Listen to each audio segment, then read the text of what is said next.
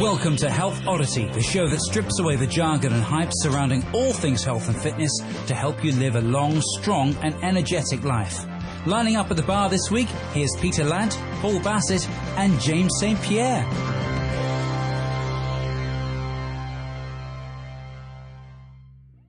Hi there, welcome to the Health Oddity podcast with me, Paul Bassett, and then we've got James St. Pierre. Hello. Hey, there we go, yep. One thing we're getting used to is not just waving on a podcast, but also speaking. And with Peter as well, Peter Lant. Hiya. Fantastic. There we go. We're starting to become more professional as we go on. Because exactly. Those of you who've been listening from the start will know that we've done 3 podcasts. This is the 4th one. The first one was about where do you start? And that seemed like an apt place to start. Then we went into lessons of lockdown because we've recently come out of lockdown. It was very important. The one thing that lockdown kind of laid bare was that people's habits became very important. And so episode 3 was about habits. Today, we're going to take a look at goal setting and what that actually means. So what we're going to start doing is just going through some of our own goals and how we approach them, but also trying to find out from each of us. And I'm interested to know how James and Peter approach this with their own clients, because everyone comes to us for a reason. And if we're not getting them a result, then what are we doing? But a result has got to mean something, and that's where goal setting comes in. But it's never quite as simple as it sounds. I'm sure many people who are listening to this podcast have done their SMART goals, things like that. There's loads of different acronyms. There's loads of different ways of thinking about your goals.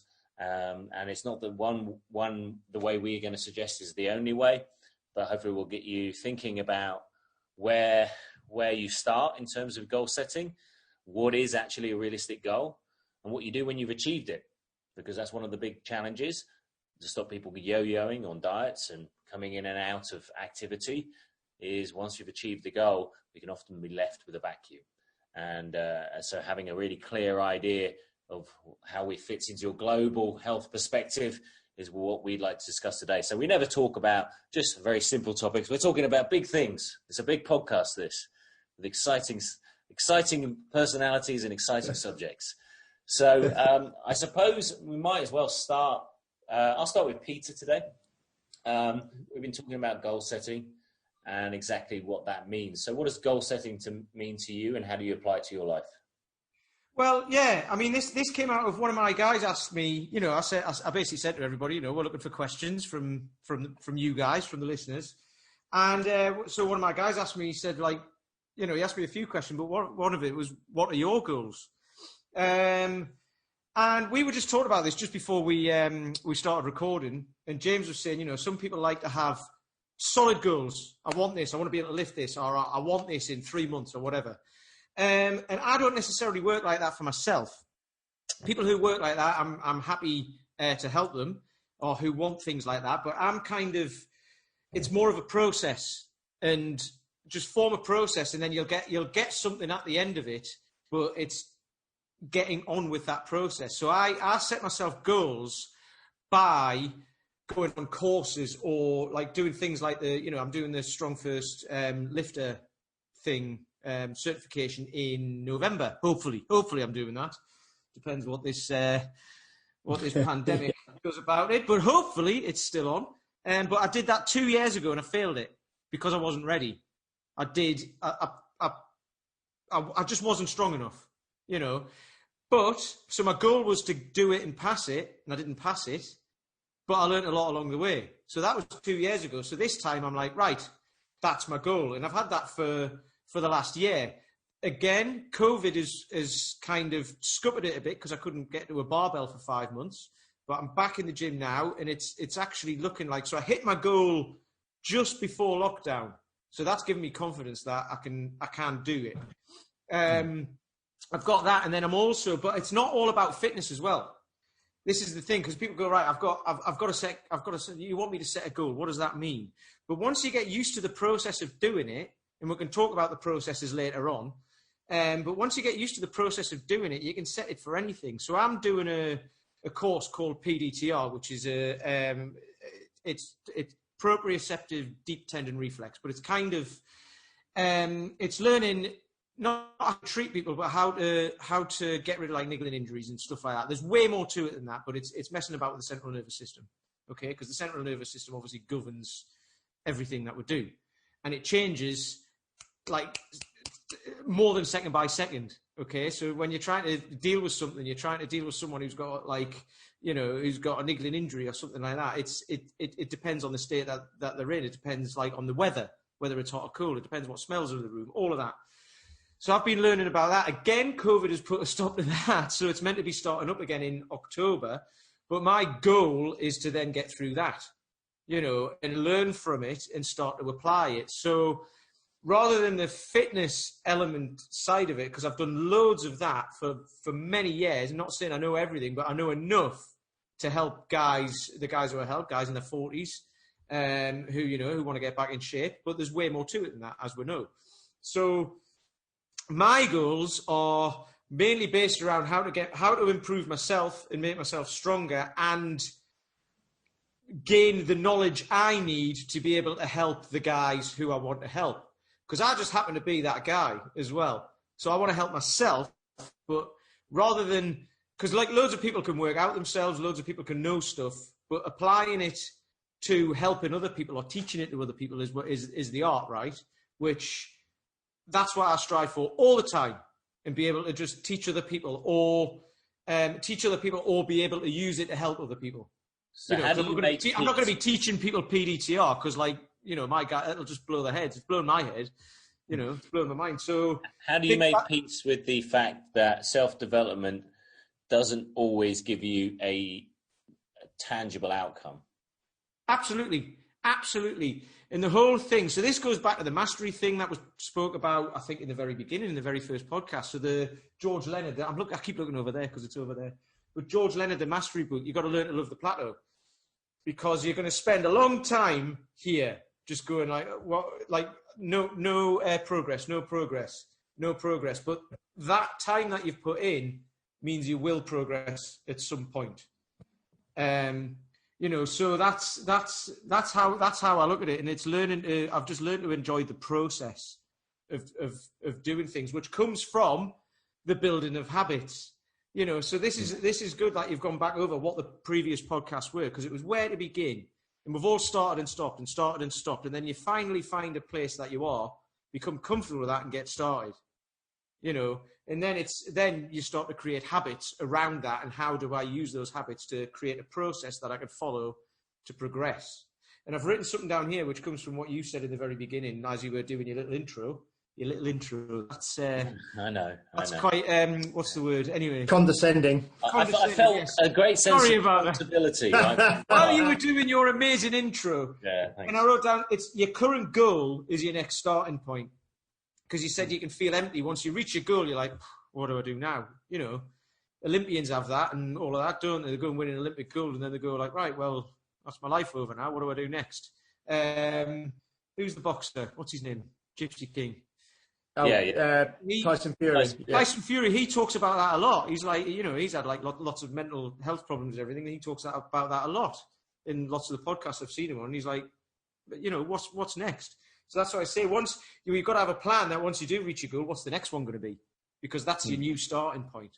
But if part of the pleasure is the actual process, then you're probably going to have it's like having constant blood sugar. You know, you're not going to have the highs and lows. You're going to be able to, you know, because if you're enjoying the actual act of learning, then you know there's less, I suppose, anxiety in that journey. I suppose.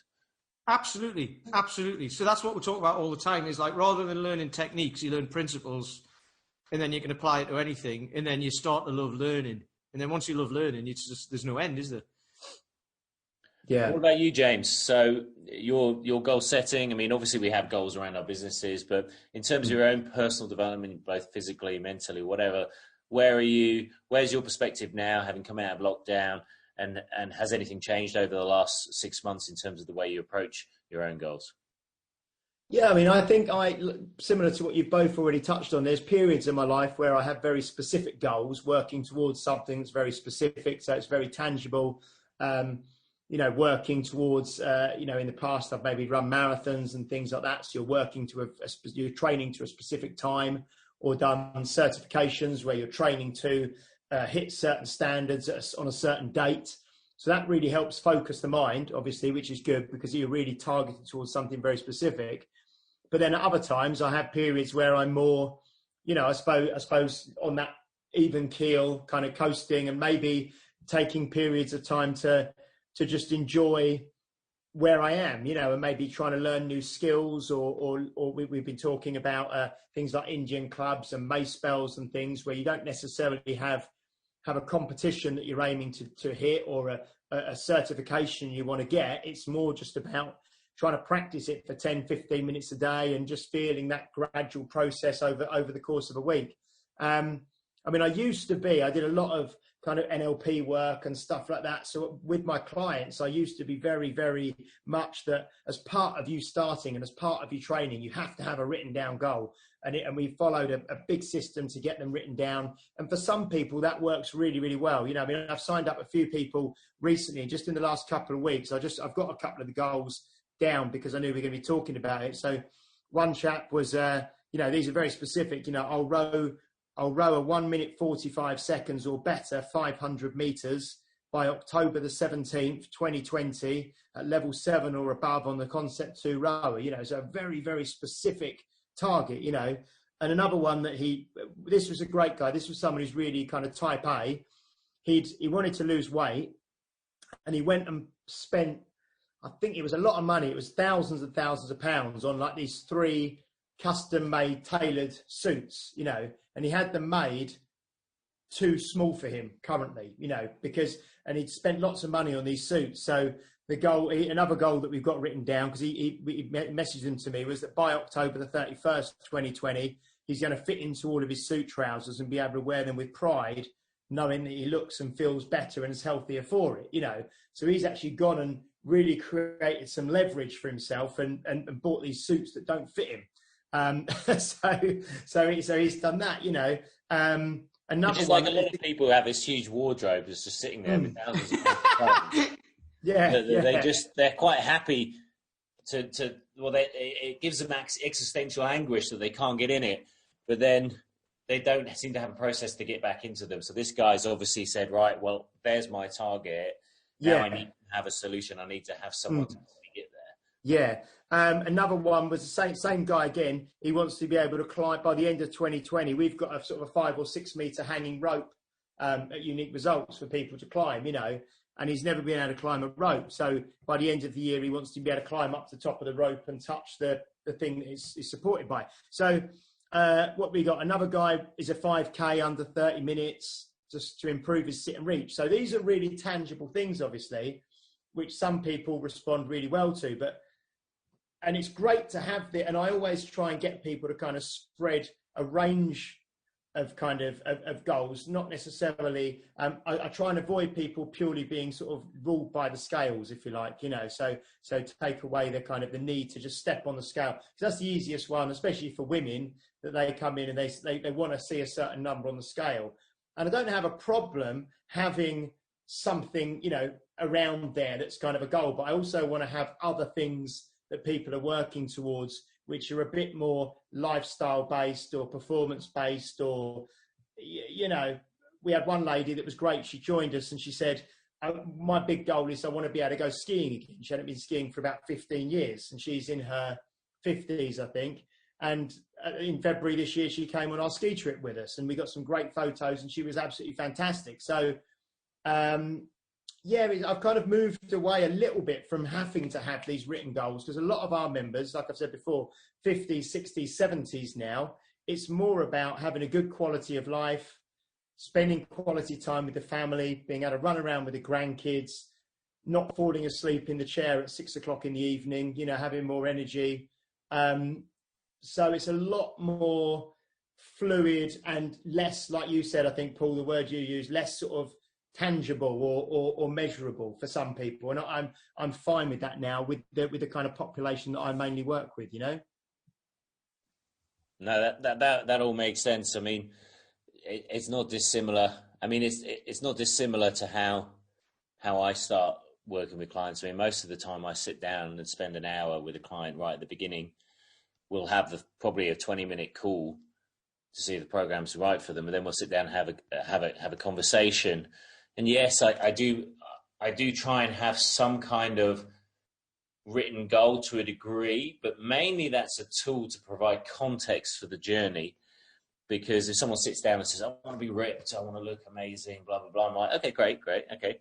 So here's the context of how this will be achieved. Is this going to align with the time you're willing to dedicate? You know, because if you really want a six-pack, we can do that. There's no reason why not. And given where you are at this moment in time, my estimation, it will be 3 to 6 months, whatever the timeline I give, but you're going to have to do this, and you're not going to be able to do this. Do you really want the goal? So sometimes I try and make it as explicit as possible, whether or not the goal is important. And then you kind of, it's not that you disregard the goal, it's just you end up coming at it from a different angle, and you say, well, okay, so if you do want to be leaner, you don't want to be that lean. Okay, so and you're more interested in being consistent because you haven't been consistent for the last year, and you don't want to injure your back because your back's hurting. And then you don't want to quit because you quit typically. And then before you know it, you've suddenly got a lifestyle goal. With a lifestyle goal, I think it's the best. It works very well for our programs because that's generally the way I've set everything up. But one of the big challenges longer term is that people do lose focus and trying to keep, even though they've achieved that lifestyle goal where they're exercising regularly, they're eating a bit better, it's quite it can be a softer approach, and that's what I often wrestle with. Is sometimes that softer approach, which I think is more sustainable, sometimes on the other side of the coin means that people get too comfortable and they drift back into old ways, depending on what's driving them. And I suppose that's why I've asked, both you and Peter about what keeps you interested in the journey, because ultimately if you're not setting these big goals, you're finding value in other areas. Because when you do a course, like the one you're doing at the moment, Peter, about the central nervous system, like you say, you're not going to come out a master of the central nervous system. I mean, if you ever meet a personal trainer who says, yes, I've done a qualification in the elderly, or I've done a qualification in diabetes management. How long was it? Well, it was a day long. Well, you're not an expert, but it's good that you're educating yourself, of course. It's being able to try and find that constant value. And I suppose where I'm trying to drive the conversation is that those goals are based on a value system. And we started this entire podcast kind of endeavor in the initial podcast one with you two particularly talking about your 3 main values, because those are the values that are driving you individuals, probably driving your business as well. And actually, when you start getting those things correct, everything else has to organize itself in order to make those things, express those things to their full. And I always say, I worked with a lady once, and she said, like, health is really important. I said, so where is it actually in its importance? Is it above work? It's definitely above work. Okay. And obviously it's not above your kids. Well, it's close to my kids because I know that if I'm really healthy, then I'm going to be a better parent. And then once we got down to it, she just couldn't make the time. She said, I'm too busy. I haven't got the time. And I had to be honest with her. I said, well, it can't be that important. And that's fine.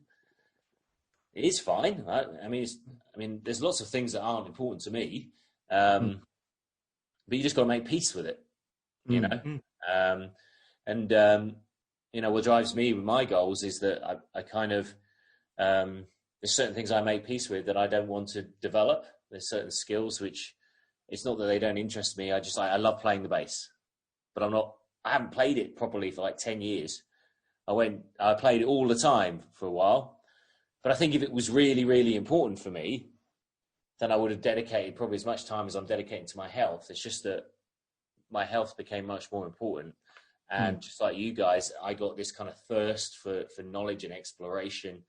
And with that comes kind of lower tier goals, which is at the moment, I'm exploring the kettlebell sport thing and suddenly realizing, I'll do a competition at the end of the year. Obviously COVID hit. And then I think, Jesus, it's a painful sport. Everything hurts. And actually what I realized is having to develop the mental endurance to deal with it more than the physical endurance. Yeah, so it's basically like pain for 10 minutes non-stop. So it's not, I don't know why there's a goal. Yeah, I mean, I think back to what you kind of said about if you don't have any goals, you can just kind of drift and get very complacent. So I think what I personally do is if someone's in more of a kind of a lifestyle, I suppose you call it like a lifestyle, a sustainable kind of approach, or Tracy Rifkin calls it, like, rather than kind of maintenance, she calls it permanence, because you want to be like that permanently now. You're not just maintaining somewhere. That is become, your new plateau. That is where you are. You've moved up a level. So we do try and keep people focused on the improvements that they make within their training. So even if they're in a kettlebell class and they're usually using, a 12 kilo kettlebell for the majority of exercises, and then eventually they progress up and they're maybe using a 16, then that's a very sort of a tangible improvement that people have made. If they're using a mace and they're using a 4 kilo and they go to a 5 kilo, then that's great as well. And plus we host the Tactical Strength Challenge twice a year as well, which we encourage lots of members to take part in. So that's kind of like a 6th monthly competition, I suppose, but it's really something that you do every 6 months, and you just basically try and improve upon what you did 6 months previously, in terms of deadlifts and flexed arm hang and kettlebell snatches. And we run a slightly modified one for people who aren't quite up to it. So it's one hand swings, trap bar deadlift, and a straight arm hang, but they're kind of ways that we can retest and we can show improvement, but improvement that just kind of seems to happen through consistent training, and then, maybe 8 weeks before the Tactical Strength Challenge, we'll focus more on it, and then people will improve. But if you're training consistently for 12 months, 3 times a week, for example, you're gonna improve gradually over the period. And it's just then really just about showing people and measuring that they are improving and they are making progress. Because I think, like you say, that's why most people leave commercial gyms, because they just go along 2 or 3, 1, 2, 3, 4 times a week, and they're basically just treading water. They're just going through the motions. They're going from one machine to the next, and it's just, but there's no purpose to it. There's no end in sight. There's no measurable kind of metric of improvement. It's just going to the gym and trying to burn off calories, basically, which is not a great way to spend your leisure time. I don't think personally. Yeah. The way I see that is it goes with what we talked about in previous podcasts is, like, reining people in, because like you said, people say, I need a trainer to push me more. It's like, no, rein you in, start you where you're at, build those habits of, because the first thing you need to be able to do is do this consistently. So if you can make your goal just to create habits and do something consistently, once you've got that ingrained and you are doing that, then you can start to put numbers to it, I think. And then you can, like the Tactical Strength Challenge or whatever, and then you can say, right, I want to be able to lift the 24, or I want to be able to deadlift this, or I want to be able to do that, because you've got that, you've developed the skill. Hierarchy. Because if you start putting numbers on, I don't know, if you start putting numbers on a deadlift when you have, it's like with a bass. I play bass as well, actually, Paul, and I'm the same as you. It's not a priority, so I haven't done it for years. You play, James? Do we have a band? Triangle. He can sing. I played that. What's it called? That computer game? Is it Rock Band or something with the drum kit a little while ago? But that's about it. I saw a thing a while ago, and it was it was the triangle player in a thrash metal band, and it was just a triangle player with an electric whisk, just ready to go. I was about to say, all those loaded carries on a Sunday morning, you should be lifting amplifiers, basically. Yeah, that still I could be the the roadie. I could be the roadie. Yeah. But yeah, so I think. Once you've got those habits in place, and once you've got that consistency, then you can start to put numbers on things or have specific goals, because you've overcome everything that was in the way. I'm talking to somebody about that at the moment, actually, who has got a bit stuck. So they said to me, I think I need a new goal, and it was like, okay. And there's a process that I use. So there's a couple of questions, and it's like, what do you want, right? And most people think they want to lose weight. So, that's just what most people think. But then it's like, why do you want it? And then they'll go, well, because it'll make me feel better. Okay. So I got this person to actually, this was after we did this process. So I'll talk about that in a second. But afterwards I said, just start writing down why. And don't stop like after 2 sentences. Sit, give yourself 10 minutes or so and sit and write. And they've come back to me going, God, all this stuff came out that I didn't know I was thinking and all that. Because you hide stuff, don't you? And then the next question is, what's going to be the biggest obstacle? And there's going to be lots of things: kids, husband, wife, job, all of that. All those things are external. All those things can be dealt with. You can get away from work at some point. You can do something at lunchtime if it's going for a walk. The kids, kids need looking after, but you can find a bit of time where you can do something at home. Wives and husbands can be more supportive and all of that. So what you're looking for is an internal obstacle, something that only you can control. That is the thing that's stopping you. And usually that is boredom eating or emotional eating or whatever, if we're talking about weight loss. And then the fourth thing is what plan? What are you going to do about that one thing, that one obstacle? So I spoke to this person about it and they said, I want to lose a stone. Why do you want that? Because it'll make me feel better. They've already lost 3 stone. So I'm like, hang on, why do you want to lose? Your goal is the same as the last one because you're not feeling good right now, even though you've lost 3 times as much. So, and it was because I'll feel better, I'll fit into my clothes. This person wanted to get into some clothes as the last goal. They're now in those clothes and they were like, they got into those clothes a stone ago. And now they're like, oh yeah, I forgot about that. Yeah, I wear that. Like, it wasn't a suit, it was something else, but it's like, oh, I wear that all the time now. And it's like, so that's not even a thing. The goal that you set, you got there, but it hasn't created what you wanted because you want to do the same thing again. So this person has then gone away and started answering the second question again. Why do you want it? And the biggest obstacle was emotional eating, not having to track calories, not wanting to be told what to do, not wanting to have to give things up.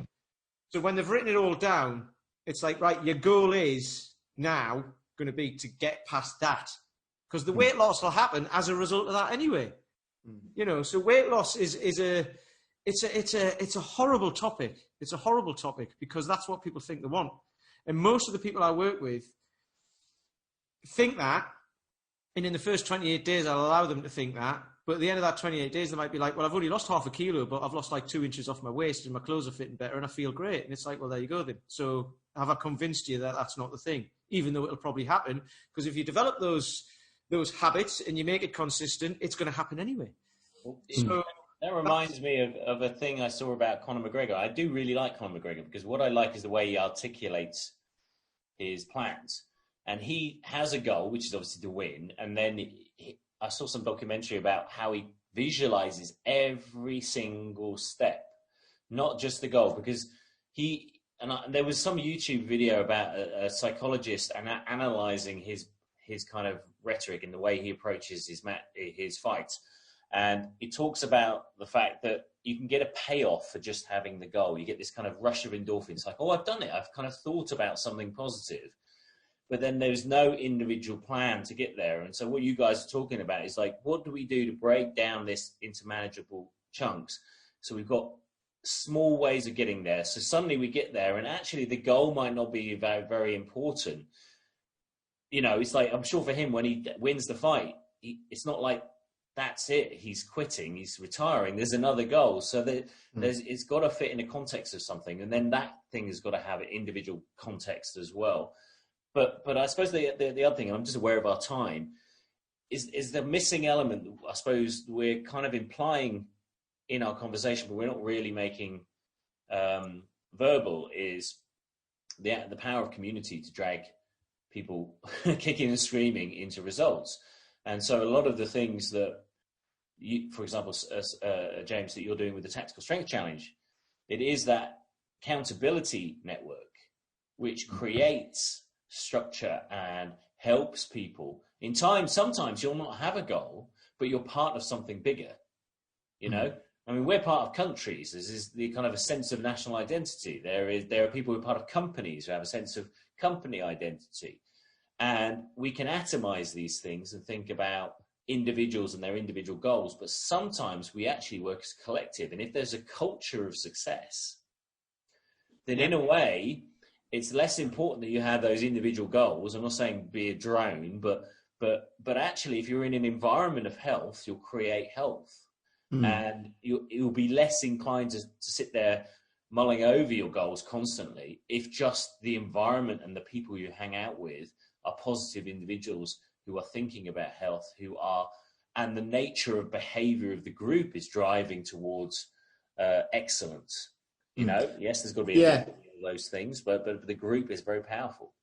I was talking to someone the other day, and it was a quote I think I shared. I think it might have been from James Clear, actually. And it's something like, if you want to adopt a new behaviour, join a group where that behaviour is the norm. You know, so if you want to get good at walking and you want to do more walking, join a Ramblers Society or a walking group. You know, if you want to, get better at cycling, you know, join the local cycle club. You know, so put yourself in the environment of people who are already doing and are continuing to do what it is that you're wanting to do, you know. So exactly, you know, you are, it's what was the quote? There was another one that I had, so it's similar sentiment, you know, but around, you know, the community that you surround yourself with and the people that you hang around with, they're going to dictate largely your results, because you will live up to the expectations of those around you. So, you know, if you want to give up smoking, you know, don't hang around with the 10 mates that you've got who all smoke. You know, it's simple. So, it's fantastic. I think community is massive. And I think that's what, obviously, the three of us have got, you know, communities that we all, you know, work with and kind of try and develop and grow. And hopefully we'll develop and grow a Health Oddity community, you know, collectively, you know, that will be listening to this podcast, that we'll be able to have a wider impact on as well. That'd be brilliant.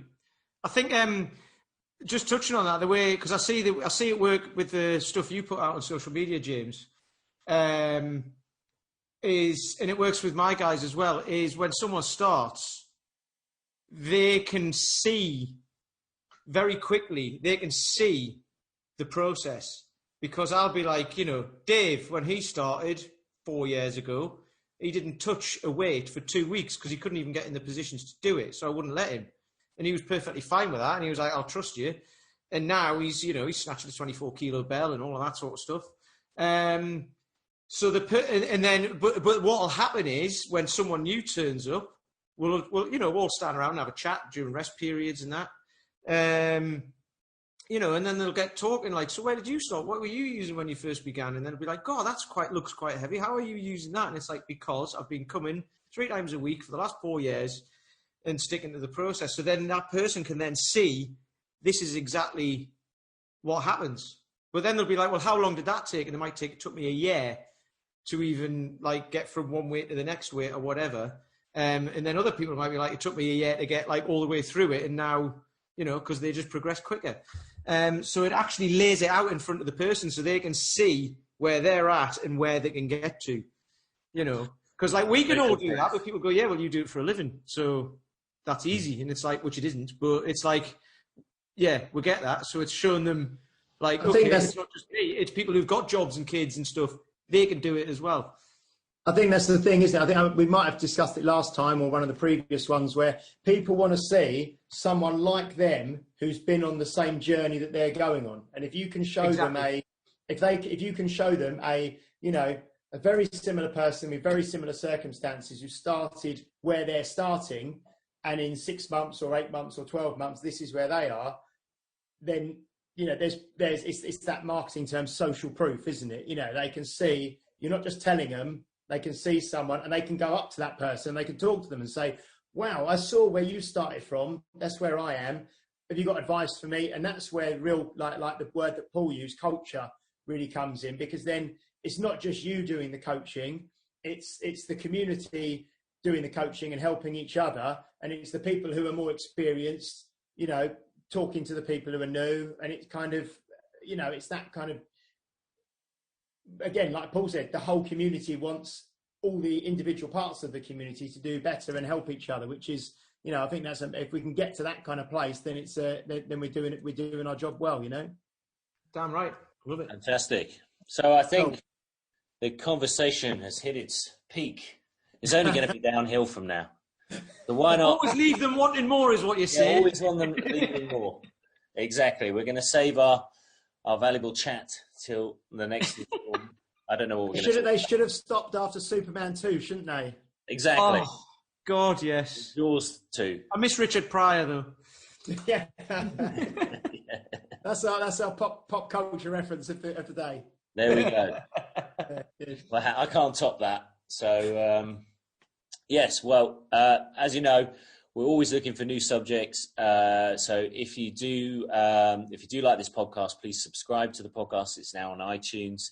It's on Google Podcast Store. It's on Spotify.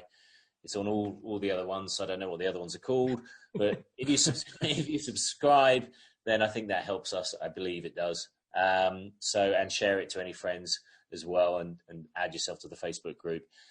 So next week we haven't got a plan yet. I'm sure it will be very, very well thought out. But it will be lovely to have you guys listening to the podcast again. So it's bye from me, Paul Bassett. From you, James. Goodbye. Thanks for listening. Peter. Ta-ra! Thanks for listening. Yeah. Sorry. You've been listening to Health Odyssey with Peter Lant, Paul Bassett and James St. Pierre. To get your regular fix of hype-free health, you can subscribe and leave a review wherever you get your favourite podcasts. You can find out more on today's and other topics at healthodyssey.com or find us on Facebook or Instagram by searching for Health Odyssey.